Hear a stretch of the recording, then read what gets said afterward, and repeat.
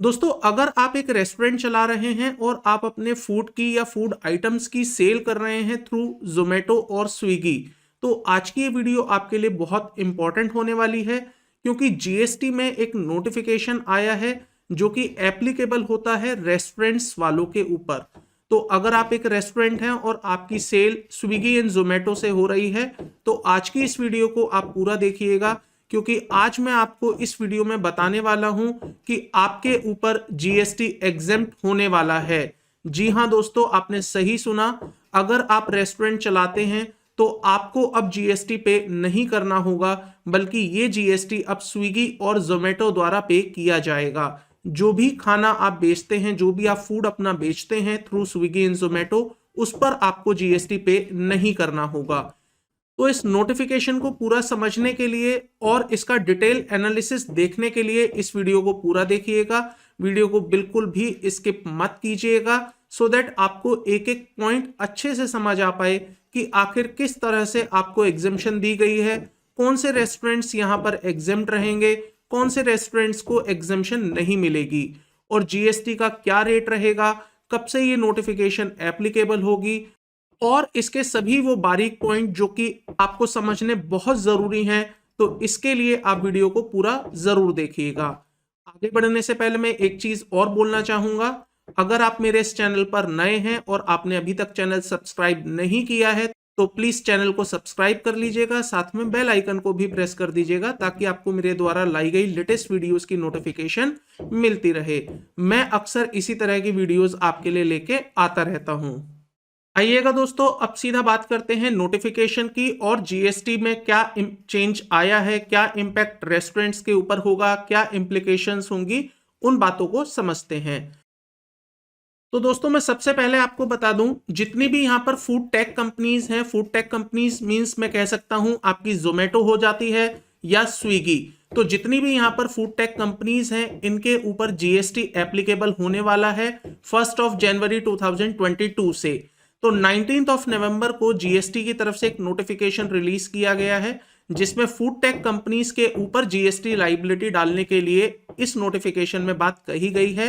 और ये notification applicable होने वाली है 1 जनवरी 2022 से। तो आइए समझते हैं क्या है ये पूरी नोटिफिकेशन और क्या है इसके पीछे का कॉन्सेप्ट।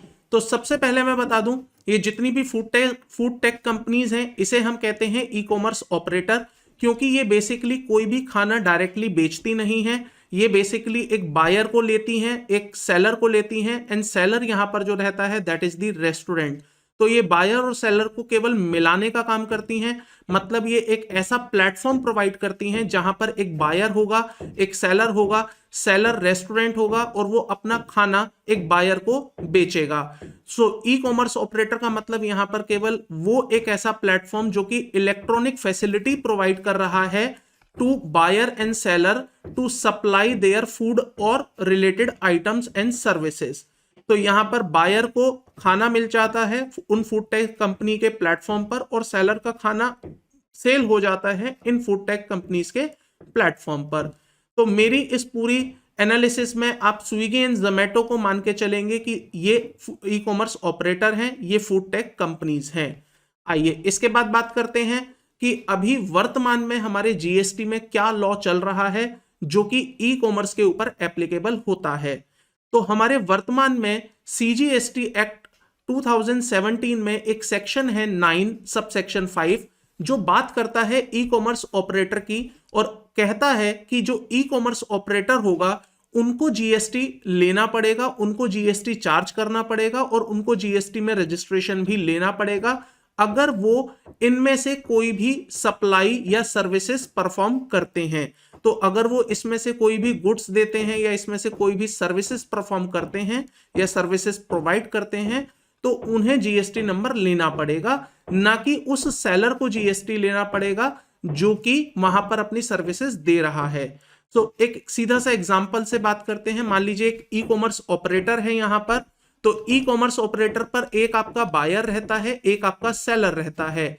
तो यहां पर ये कहना चाहते हैं कि सेलर को जीएसटी नंबर नहीं लेना है, बल्कि ई कॉमर्स ऑपरेटर को यहां पर जीएसटी नंबर लेना पड़ेगा, और वो जीएसटी बायर से कलेक्ट किया जाएगा, जो कि सीधा जीएसटी डिपार्टमेंट को, गवर्नमेंट को पे हो जाएगा।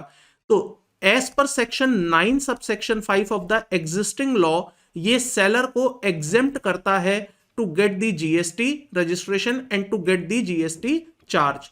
तो यहां पर सेलर चार्ज नहीं करता है, बल्कि ई कॉमर्स चार्ज करता है। अब बात आती है कि सेक्शन 9 सबसेक्शन 5 में आखिर ऐसी कौन कौन सी सर्विसेज हैं एग्जिस्टिंग लॉ में जहां पर सेलर को जीएसटी नंबर नहीं लेना होता है। तो यहां पर मैं आपको बता दूं, as per section 9 subsection 5 passenger transport service, जैसे कि आप कह सकते हैं ओला उबर, तो अगर आप एज ए सर्विस परफॉर्म कर रहे हैं एज ए ड्राइवर और आप ओला या उबर पर अपनी गाड़ी चला रहे हैं, तो आपको यहां पर कस्टमर से जीएसटी नहीं लेना होता, बल्कि यहां पर जो जीएसटी लिया जाता है that is by the Ola and Uber. तो यहां पर ओला या उबर जीएसटी कलेक्ट करती है from the customer and directly pay कर देती है गवर्नमेंट को। तो यहां पर जितने भी ड्राइवर्स हैं जो काम कर रहे हैं ओला उबर पर, वो कभी भी जीएसटी चार्ज नहीं करते हैं, बिकॉज सेक्शन 9(5) ये कहता है कि ड्राइवर्स को जीएसटी कलेक्ट नहीं करना होगा। इसके बाद दूसरी सर्विस आती है हमारे सामने जो कि 9(5) में मेंशन है, that is the accommodation services. आप एग्जांपल के लिए समझ सकते हैं make My trip and go ibibo. तो अगर मेक माई ट्रिप से आप कोई एकोमोडेशन सर्विसेज लेते हैं, तो उस केस में जो होटल्स रहते हैं वो होटल जीएसटी चार्ज नहीं करते हैं, बल्कि जीएसटी चार्ज किया जाता है by the make My trip and उनको वो जीएसटी पे करना होता है गवर्नमेंट को। तो यहां पर होटल्स भी एग्जेम्प्टेड होते हैं under the section 9(5) to take the GST registration and the charge to GST from the customer. And इसी तरह हमारे सामने तीसरे नंबर की भी सर्विसेज आती हैं, that is the housekeeping service. इसका आप एग्जांपल समझ सकते हैं अर्बन कंपनीज। तो अर्बन कंपनीज भी इसी तरह से काम करती है। बहुत सारे वेंडर्स रहते हैं जो हाउसकीपिंग सर्विसेज प्रोवाइड कराते हैं, और अर्बन कंपनी केवल एक एग्रीगेटर की तरह से वहां पर रोल प्ले करती है। वो बायर को और सेलर को मिलाने का काम करती है एंड बदले में अपना मार्जिन चार्ज करती है। तो ऐसे में as per section 9(5) GST law ये कहता है कि अगर कोई वेंडर अपनी सर्विसेज प्रोवाइड कर रहा है थ्रू हाउसकीपिंग, लाइक अ housekeeping services through urban company और इस तरह के किसी भी प्लेटफॉर्म पर, तो वहां पर उस पर्टिकुलर वेंडर को जीएसटी चार्ज नहीं करना होगा। रादर जीएसटी चार्ज करने की लाइबिलिटी और रिस्पॉन्सिबिलिटी उस प्लेटफॉर्म पर आ जाएगी जो ई कॉमर्स प्लेटफॉर्म ये सर्विसेज प्रोवाइड करवा रहा है। तो यहां पर जो जीएसटी की लाइबिलिटी एंड रिस्पॉन्सिबिलिटी है वो अर्बन कंपनी के ऊपर आ जाती है। तो ये 3 एग्जिस्टिंग लॉ हमारे चल रहे थे सेक्शन 9(5) में अंडर दी सीजीएसटी एक्ट 2017। तो आइए अब इन तीनों ही सर्विसेज को एक बार डिटेल में भी समझ लेते हैं, ताकि आपको इसका लॉजिक पता चल जाए और रेस्टोरेंट सर्विसेज का क्या इस पर इंपैक्ट आया है ये भी आपको पता चल जाए। तो आइए सबसे पहले बात करते हैं पैसेंजर ऑफ ट्रांसपोर्ट सर्विसेज की। तो जैसा कि मैंने अभी आपको बताया, अगर कोई ड्राइवर अपनी सर्विसेज देता है थ्रू ओला और उबर, तो उस केस में वो ड्राइवर जीएसटी चार्ज नहीं करेगा, बल्कि जीएसटी चार्ज करने की जो रिस्पॉन्सिबिलिटी आ जाएगी वो ओला या उबर के ऊपर आ जाएगी। तो मान लीजिए कोई कस्टमर है, वो अगर सर्विसेज लेता है through driver that is operating through Ola और उबर, तो वहां पर वो जो कार का ड्राइवर होगा वो जीएसटी चार्ज नहीं करेगा, बल्कि वहां पर जीएसटी ओला या उबर चार्ज करके गवर्नमेंट को पे कर देगी। तो ये हमारी एक सर्विसेज है जो कि सेक्शन 9(5) के अंदर मेंशन है। तो देखिएगा यहां पर सिंपली लिखा हुआ है services by way of a transportation of a passenger by a radio taxi, motor cab, maxi cab और मोटरसाइकिल और एनी अदर मोटर व्हीकल। तो उस केस में the responsibility with lies with the Ola and Uber only, not on the driver. तो अगर आपकी कोई गाड़ियां हैं जो आप ओला उबर के थ्रू रन कर रहे हैं, तो आपको जीएसटी उस केस में चार्ज नहीं करना है। GST will be charge by the Ola and Uber. Similarly जो सेकंड सर्विस यहां पर मेंशन है that is the accommodation services. तो in case of accommodation service, मान लीजिए आप मेक माई ट्रिप से अगर आप कोई होटल की बुकिंग करवाते हैं, आप गो आईबीबो से कोई होटल की बुकिंग करवाते हैं, तो उस केस में आप जब जीएसटी पे करते हैं तो वो जीएसटी होटल द्वारा चार्ज नहीं किया जाता है, बल्कि वो जीएसटी चार्ज किया जाता है by the make My Trip और गो आईबीबो। तो बहुत ही सिंपल सी बात है, यहां पर जितने भी होटल्स हैं, एकोमोडेशंस वाले हैं जो कि अपनी सर्विसेज परफॉर्म कर रहे हैं, सप्लाई कर रहे हैं through e commerce platform means Make My Trip और गो आईबीबो, तो ऐसे में जीएसटी होटल वाला चार्ज नहीं करेगा। जीएसटी चार्ज करने की जो रिस्पॉन्सिबिलिटी होगी वो मेक माई ट्रिप पर होगी। तो यहां पर मैं अगेन सिंपली फिर से ये कह सकता हूं कि कोई भी अगर होटल होगा वो नॉर्मली जीएसटी चार्ज करेगा अगर वो अपने होटल्स एकोमोडेशन की सप्लाई नॉर्मल तरीके से करता है, that is without using the E commerce platform. लेकिन अगर वो अपने होटल्स की सप्लाई, होटल्स की सर्विसेज परफॉर्म करता है थ्रू ई कॉमर्स ऑपरेटर, तो उस केस में फिर उस होटल को जीएसटी चार्ज नहीं करना होगा। उस केस में जो ई कॉमर्स ऑपरेटर होगा, एग्रीगेटर होगा, that is the make My trip, go ibibo etcetera, वो वहां पर जीएसटी चार्ज करेंगे। आई होप आपको ये बात समझ आ गई होगी। इसके बाद जो हमारे पास थर्ड नंबर की सर्विस आती है that is the housekeeping service. Means मैं यहां पर कह सकता हूं अगर आप अर्बन कंपनी, अर्बन क्लैप से कोई सर्विसेज लेते हैं तो अगेन वहां पर भी वेंडर्स रहते हैं। तो अगर वो वेंडर अपनी सर्विसेज परफॉर्म करता है directly without using the E commerce platform, तो जीएसटी चार्ज करने की रिस्पॉन्सिबिलिटी उसी कंपनी के ऊपर आ जाएगी जो वेंडर वहां पर सर्विसेज दे रहा है। बट अगर वही वेंडर यूज करता है e commerce platform like Urban Company, Urban Clap और any other similar e commerce platform, तो उस केस में फिर जीएसटी चार्ज करने की जो लाइबिलिटी होगी वो उस ई कॉमर्स ऑपरेटर के ऊपर आ जाएगी as per section 9 subsection 5 of the GST act. तो ऐसे में देखिएगा, if any services by way of a housekeeping is performed, तो अगर कोई भी सर्विसेज हाउसकीपिंग की, प्लम्बिंग की, कारपेंटिंग की दी जाती है तो उस केस में जीएसटी उस वेंडर को लेना है। लेकिन अगर यही सर्विसेज वो परफॉर्म करता है थ्रू ई कॉमर्स ऑपरेटर, तो उस केस में वो वेंडर वहां पर जीएसटी चार्ज नहीं करेगा। उस केस में जीएसटी चार्ज करने की रिस्पॉन्सिबिलिटी ई कॉमर्स ऑपरेटर पर आ जाएगी। तो मेरे इस एग्जांपल में मैं कह सकता हूं अर्बन कंपनी के ऊपर जीएसटी चार्ज करने की रिस्पॉन्सिबिलिटी आ जाएगी। तो दोस्तों अभी तक सिचुएशन में 2017 से लेकर अगर मैं बात करूं तो सेक्शन 9(5) के अंदर केवल 3 सर्विसेज मेंशन थी, जिसमें मैंने आपको बताया एक होटल एकोमोडेशन थी, एक हाउसकीपिंग सर्विस थी और एक आपका टैक्सी वाली सर्विसेज थी, मींस ट्रांसपोर्ट वाली सर्विसेज थी। तो इन 3 सर्विसेज के साथ हमारा सेक्शन 9(5) चल रहा था। लेकिन अभी हाल ही में 19 नवंबर 2021 को जीएसटी द्वारा एक नोटिफिकेशन रिलीज की गई है जिसके अंदर एक नई सर्विसेज इंक्लूड करने की बात की गई है सेक्शन 9(5) के अंदर, और वो सर्विसेज आपकी रेस्टोरेंट सर्विसेज की बात करती है। तो इसका मतलब अब ये होने वाला है कि अगर आप रेस्टोरेंट सर्विसेज प्रोवाइड करते हैं through e commerce operator like Swiggy और जोमेटो, तो उस केस में आपके ऊपर भी जीएसटी एग्जेम्प्ट हो जाएगा और अब स्विगी एंड जोमेटो को जीएसटी चार्ज करना पड़ेगा from the customer and directly pay करना पड़ेगा टू द गवर्नमेंट। तो आइए एक बार स्विगी एंड जोमेटो रेस्टोरेंट के मॉडल को समझते हैं कि हाउ दिस मॉडल वर्क्स। तो देखिए यहां पर एक रेस्टोरेंट रहता है जो कि सेलर है, यहां पर एक बायर रहता है जो कि खाना मंगा रहा है, खरीद रहा है, और ये है स्विगी एंड जोमेटो जो कि केवल एक मीडिएटर का, ऑपरेटर का रोल प्ले कर रहे हैं। ये आपको अपना प्लेटफॉर्म प्रोवाइड कर रहे हैं, सेलर को, रेस्टोरेंट को एक प्लेटफॉर्म दे रहे हैं जिस पर रेस्टोरेंट अपना खाना बेच सकता है। देखिए अभी प्रेजेंटली अगर मैं बात करूं तो जोमेटो और स्विगी आपको सर्विसेज देते हैं 2 तरह की। एक कमीशन सर्विसेज, आपका खाना बेचने की सर्विसेज देते हैं, और एक आपको ट्रांसपोर्ट सर्विस देते हैं। तो ये अपने कमीशन एंड ट्रांसपोर्टेशन के लिए आपको अलग से इनवॉइस रेज करते हैं और आपसे जीएसटी भी चार्ज करते हैं। तो मैं उस वाले जीएसटी की आपसे बात नहीं कर रहा हूं, वो जैसा चल रहा था वैसा ही चलेगा और वैसा ही अभी भी चल रहा है। मैं बात कर रहा हूं आपसे उस जीएसटी की जो कि एक रेस्टोरेंट चार्ज किया करता था अपने खाने के ऊपर कस्टमर से। तो यहां पर अब जो नोटिफिकेशन बात कर रही है वो ये कह रही है जो भी जीएसटी यहां पर रेस्टोरेंट चार्ज किया करता था कस्टमर से, अब रेस्टोरेंट वो जीएसटी चार्ज नहीं करेगा, बल्कि जोमेटो और स्विगी को वो जीएसटी कस्टमर से चार्ज करना पड़ेगा। मैं यहां पर केवल स्विगी एंड जोमेटो एग्जांपल ले रहा हूं।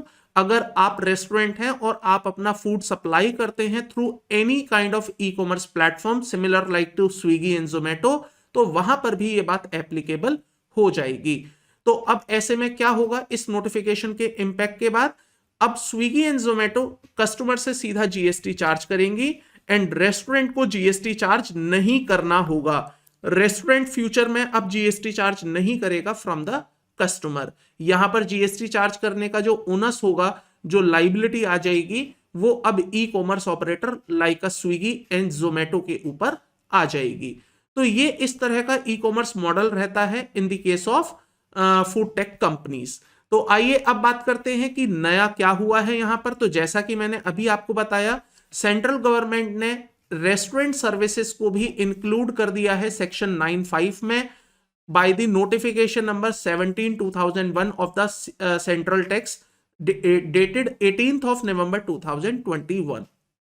तो 18 नवंबर 2021 की नोटिफिकेशन के थ्रू रेस्टोरेंट की सर्विसेज भी सेक्शन 9(5) में इंक्लूड हो गई हैं, जिसकी वजह से इंपैक्ट ये आने वाला है कि restaurants now will not charge any GST from the customer, rather food tech companies Swiggy and Zomato GST charge किया करेंगी कस्टमर से। तो एक बहुत बड़ी राहत मैं कह सकता हूं रेस्टोरेंट सर्विसेज वालों को दे दी गई है कि अब उन्हें वहां पर जीएसटी चार्ज नहीं करना होगा। आइए अब समझते हैं कि रेस्टोरेंट सर्विसेज में क्या क्या आता है, रेस्टोरेंट सर्विसेज का क्या मतलब होगा यहां पर। तो रेस्टोरेंट सर्विसेज का मतलब है supply of the restaurant services other than the services supplied by the restaurant eating joints and located at a specified premises. तो अगर आप कोई भी सर्विसेज दे रहे हैं which is other than the supplied food supplied by the restaurant eight A eating joints, तो अगर आपके ईटिंग जॉइंट्स हैं, अगर आप मेस चलाते हैं, अगर आपके स्पेसिफाइड प्रमाइसेस में लोकेशन लोकेट करती है, तो उस केस में आपकी उस सर्विस को रेस्टोरेंट सर्विस नहीं माना जाएगा। तो इसका मतलब सीधा सीधा यहां पर लिखा गया है कि अगर आप कोई भी सर्विसेज देते हैं रेस्टोरेंट की other than these, other than का मतलब ईटिंग जॉइंट्स को छोड़ दिया गया है, स्पेसिफाइड प्रमाइसेस को छोड़ दिया गया है, तो अगर आप इनको छोड़कर कोई भी सर्विसेज देते हैं तो वो आपकी मानी जाएगी रेस्टोरेंट सर्विस। क्या रेस्टोरेंट सर्विस में केवल खाना आएगा?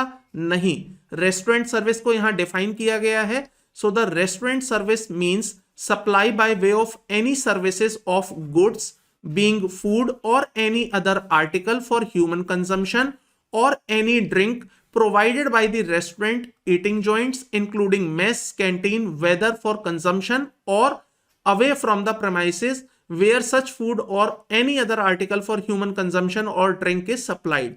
इसका सीधा सीधा मतलब मैं कह सकता हूं रेस्टोरेंट सर्विसेज का मतलब सिंपल ये होता है कि जहां पर आप खाना या एल्कोहल बेचते हैं, चाहे आप कोई ड्रिंक बेचते हैं, चाहे आप अदर देन ड्रिंक कोई आइटम सेल करते हैं, तो वो आपकी रेस्टोरेंट सर्विसेज में इंक्लूड की जाएगी। एंड इतना ही नहीं, अगर आप वहां पर टेक अवे सर्विस या डाइन इन सर्विसेज प्रोवाइड करते हैं, वो भी आपकी रेस्टोरेंट सर्विसेज में माना जाएगा। इसका सीधा सीधा मतलब है कि अगर रेस्टोरेंट अपनी सर्विसेज दे रहा है, चाहे कस्टमर वहां पर आके सर्विस लेता है, चाहे वो टेक अवे सर्विसेज लेता है, तो वो आपकी रेस्टोरेंट सर्विसेज इंक्लूड की जाएंगी। लेकिन जो 9(5) में जीएसटी में कवर की गई है रेस्टोरेंट सर्विस, वो केवल वो रेस्टोरेंट सर्विसेज हैं which is other than the services supplied at a eating joint. मतलब ईटिंग जॉइंट्स को अभी जीएसटी में ई कॉमर्स में 9(5) में कवर नहीं किया गया है, और जो स्पेसिफाइड प्रमाइसेस पर आप सर्विसेज देते हैं वो भी 9(5) में कवर नहीं होंगे। तो अभी मैं आपको इसी वीडियो में पूरा एनालिसिस बताऊंगा कि आखिर कौन कौन सी रेस्टोरेंट सर्विसेज हैं जो 9(5) में कवर की गई हैं, किन किन को यहां पर कवर किया गया है, और कौन कौन लोग ऐसे हैं रेस्टोरेंट सर्विसेज से रिलेटेड जो 9(5) में कवर नहीं हुए हैं।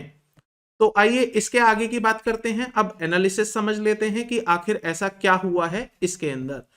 तो as per the above notification the food tech companies like Zomato and Swiggy, Uber Eat etc.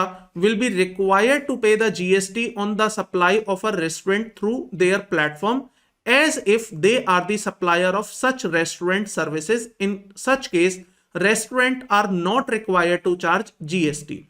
तो बहुत सिंपल सी बात यहां कही गई है कि इस नोटिफिकेशन के बाद से जोमेटो और स्विगी यहां पर जीएसटी चार्ज करेंगे कस्टमर से, तो जीएसटी पे किया जाएगा by the customer directly to the Zomato and Swiggy, not to the restaurant. तो यहां पर जो किचन्स काम किया करती थी, रेस्टोरेंट्स काम किया करते थे, अब वो जीएसटी चार्ज नहीं करेंगे। यहां पर उनके लिए एक बहुत बड़ा रिलीफ आया है। आइए अब बात कर लेते हैं रेट ऑफ जीएसटी क्या रहेगा। तो देखिए पहले यहां पर दो रेट हुआ करते थे, आप सभी को मालूम है। इनिशियली जब जीएसटी आया था तो यहां दो रेट्स आए थे, एक 5%, एक 12%। 5% में ऐसा कुछ था कि आप आईटीसी नहीं लेंगे और 12% में ऐसा था कि आप आईटीसी ले सकते हैं। तो अब ये सारे कंफ्यूजन खत्म करके सिंगल एक ही रेट यहां रखा गया है, that is the 5% without input tax credit. तो यहां पर कस्टमर 5% का जीएसटी पे करेगा to the Swiggy and Zomato, और यहां पर स्विगी एंड जोमेटो उसके रेस्पेक्ट में कोई आईटीसी क्लेम नहीं करेंगे, वो सिंपली अपना 5% का जीएसटी पे कर देंगे टू दी गवर्नमेंट। अब यहां पर रिलीफ ये हो गया कि जो रेस्टोरेंट पहले 5% का जीएसटी पे किया करता था, अब रेस्टोरेंट 5% का जीएसटी पे नहीं करेगा। तो ये एक बहुत बड़ा रिलीफ यहां पर दिया गया है। आइए अब इसकी इंप्लीकेशंस की बात कर लेते हैं on a different angles to different kind of organisations. तो सबसे पहले बात करते हैं फूड टेक कंपनीज की, मतलब स्विगी एंड जोमेटो के ऊपर क्या इंप्लीकेशन है। तो सबसे पहला इंप्लीकेशन आप यहां देख सकते हैं, food tech companies will be liable to pay GST on a food supplied through their platform. ध्यान रखिएगा, फूड टेक कंपनी केवल उतने ही कंपोनेंट के जीएसटी के लिए लायबल होंगी जो उनके अपने प्लेटफॉर्म द्वारा बेचा जाएगा। तो अगर आपकी सेल स्विगी पर हुई है तो स्विगी उसके लिए रिस्पॉन्सिबल होगा केवल उतनी सेल के लिए जो कि स्विगी के प्लेटफॉर्म पर बिकेगा। तो जो जोमेटो के प्लेटफॉर्म पर बिक रहा है उसके लिए स्विगी रिस्पॉन्सिबल नहीं होगा, एंड उसके लिए रेस्टोरेंट भी रिस्पॉन्सिबल नहीं होगा। So only those sale which are performed on their platform, on their respective platform, केवल वही उस जीएसटी के लिए रिस्पॉन्सिबल रहेंगे। लेकिन यहां पर दूसरा इंप्लीकेशन आप ये देख सकते हैं कि अब यहां पर कंप्लायंसेस बर्डन बढ़ गए हैं on the food tech companies. तो अब फूड टेक कंपनीज को एक एडिशनली कंप्लायंस कंप्लीट करनी पड़ेगी in respect of the GST payment to the government on every month. तो यहां पर बेनिफिट मिल गया है छोटे रेस्टोरेंट्स को, बड़े रेस्टोरेंट्स को जो केवल ई कॉमर्स पर काम कर रहे हैं, बट यहां पर एक रिस्पॉन्सिबिलिटी बढ़ गई है on the food tech companies like Zomato and Swiggy. तीसरी बात जो यहां पर समझने वाली है दोस्तों, that is the TCS not required to be collected on the amount remitted to restaurant except when the restaurant are liable to pay GST. तो आपको मालूम होगा जीएसटी के अंदर एक टीसीएस का भी कलेक्शन होता है। जब आप ई कॉमर्स प्लेटफॉर्म के थ्रू सेल करते हैं तो ई कॉमर्स कंपनी जब भी आपको पेमेंट करती हैं वो टीसीएस कलेक्ट कर लेती हैं। तो यहां पर वो टीसीएस भी कलेक्ट नहीं किया जाएगा उस सेल के ऊपर जो कि आपने ई कॉमर्स प्लेटफॉर्म पर सेल की होगी। तो जितना भी आपका सेल ई कॉमर्स प्लेटफॉर्म पर आएगा उस सेल के रेस्पेक्ट में आपका टीसीएस कलेक्ट नहीं किया जाएगा। आइए अब बात करते हैं implications on the restaurants, eating joints including mess and canteen. तो सबसे पहला पॉइंट आपके सामने है, restaurants will not be liable to pay GST. जैसा कि मैंने आपको बताया कि रेस्टोरेंट्स के ऊपर से जीएसटी की लायबिलिटी हटा दी जाएगी on the food supplied through e commerce platform. लेकिन यहां पर ध्यान ये रखने वाली बात है दोस्तों, वो लाइबिलिटी ऑफ द जीएसटी जो कि उस फूड पर आ रही है जो रेस्टोरेंट खुद अपने प्रेमाइसेस पर दे रहा है, चाहे वो टेक अवे सर्विस से दे रहा है, चाहे वो डाइन इन सर्विस से दे रहा है, वहां पर जीएसटी की लाइबिलिटी रेस्टोरेंट के ऊपर ही रहेगी। तो लेट अस से एक रेस्टोरेंट है, वो दो तरह से काम करता है। एक उसका अपना प्रेमाइसेस है जहां पर लोग आते हैं, खाना खाते हैं या पैक करवा कर ले जाते हैं। एक उसका प्लेटफॉर्म है जहां पर वो स्विगी एंड जोमेटो के थ्रू सेल करता है। तो यहां पर लॉ ये कहता है कि उस रेस्टोरेंट को जीएसटी कलेक्ट नहीं करना है उस रिस्पेक्टिव सेल पर जो स्विगी एंड जोमेटो के थ्रू सेल होगी। लेकिन वो सभी सेल जो वो अपने प्रेमाइसेस पर करता है, चाहे कस्टमर वहां आके खाना खा के जाता है, चाहे वो पैक करवा के लेके जाता है, तो उस वाले केस में रेस्टोरेंट को ही जीएसटी चार्ज करना पड़ेगा। वहां पर रेस्टोरेंट की ही रिस्पॉन्सिबिलिटी रहेगी जीएसटी चार्ज करने की। In the case of take away, dine in और केटरिंग सर्विसेज, तीनों पर रेस्टोरेंट ही जीएसटी पे करेगा। दूसरा इंप्लीकेशन आप देख सकते हैं यहां पर, GST registration will become mandatory for the restaurant only if their turnover exceed the minimum threshold limit of 20 lakh and 10 lakh respectively. तो 20 लाख है नॉर्मल स्टेट्स में एंड 10 लाख है in case of a specified states. तो अगर वहां पर उनकी सर्विसेज 20 लाख 10 लाख से ज्यादा होती हैं तभी उनको जीएसटी रजिस्ट्रेशन लेना पड़ेगा। तो ये एक बहुत अच्छी बात है उन छोटे रेस्टोरेंट्स के लिए जो स्विगी एंड जोमेटो पर ही केवल अपना खाना बेचते हैं, तो उस केस में उन्हें जीएसटी रजिस्ट्रेशन भी नहीं लेना पड़ेगा। जबकि अभी क्या होता था कि आपको जीएसटी रजिस्ट्रेशन लेना मैंडेटरी हो जाता था इवन दो कि आपका 20 लाख रुपए टर्नओवर है या नहीं है। बट अब ऐसा नहीं होगा, अब छोटे रेस्टोरेंट्स एग्जेम्प्ट रहेंगे जीएसटी रजिस्ट्रेशन से, क्योंकि अगर वो केवल अपना खाना बेच रहे हैं स्विगी एंड जोमेटो पर तो वहां पर स्विगी एंड जोमेटो को जीएसटी पे करना है, रेस्टोरेंट वहां पर एग्जेम्प्टेड हो जाएंगे। तीसरा इंप्लीकेशंस आप यहां समझ सकते हैं, liability to pay GST will remain on the restaurant not on the food tech company if restaurant are forming part of the hotel providing accommodation services having declared tariff exceeding ₹7500 per unit per day. तो ये बात आपको मालूम होगी कि अगर आप hotel accommodation में काम इंडस्ट्री में काम कर रहे हैं और वहां पर एक दिन का टैरिफ आपका ₹7500 से ज्यादा है और वहां पर आप खाना भी प्रोवाइड करते हैं, मतलब रेस्टोरेंट सर्विसेज भी देते हैं, तो वहां पर जो जीएसटी चार्ज करने की रिस्पॉन्सिबिलिटी है वो स्टिल रेस्टोरेंट के ऊपर ही रहेगी, वो किसी फूड टेक कंपनी के ऊपर नहीं जाएगी। तो यहां तो सीधा सीधा केस है कि यहां कोई ई कॉमर्स ऑपरेटर है ही नहीं, यहां तो आप खुद अपनी सर्विसेज अपने प्रेमाइसेस में प्रोवाइड कर रहे हैं जहां पर ₹7500 पर यूनिट से ऊपर का टैरिफ है पर डे पर यूनिट। तो उस केस में जीएसटी की लाइबिलिटी स्टिल रेस्टोरेंट के पास ही रहेगी, फूड टेक कंपनीज के ऊपर नहीं जाएगी। आइए अब सबसे इंपॉर्टेंट बात करते हैं, आजकल बहुत ज्यादा ये कॉन्सेप्ट मार्केट में चल गया है, that is the cloud kitchens. तो क्लाउड किचन्स क्या होती हैं?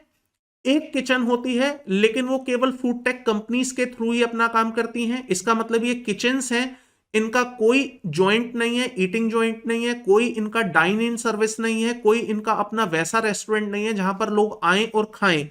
बस ये केवल काम करती हैं थ्रू ई कॉमर्स ऑपरेटर और अपना केवल खाना बेचती हैं स्विगी जोमेटो या सिमिलर प्लेटफॉर्म पर।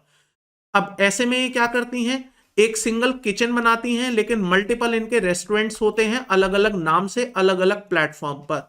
तो ऐसे में इनके ऊपर सबसे बड़ा इंप्लीकेशन आया है। तो जैसा कि मैंने आपको अभी बताया कि जो केवल और केवल ई कॉमर्स ऑपरेटर के थ्रू काम कर रहा है, मतलब स्विगी एंड जोमेटो के थ्रू काम कर रहा है, उनको जीएसटी से कंप्लीटली एग्जेम्प्ट कर दिया गया है। तो आइए क्लाउड किचन वालों के लिए समझ लेते हैं कि क्लाउड किचन वालों को क्या हुआ है यहां पर। So this will give a complete relief यहां पर दिया गया है क्लाउड किचन को, to the cloud kitchen which operate exclusively through e commerce operator. तो जो केवल और केवल ई कॉमर्स ऑपरेटर के थ्रू काम कर रहे हैं उन्हें यहां पर पूरी तरह से एग्जम्पशन दे दी गई है।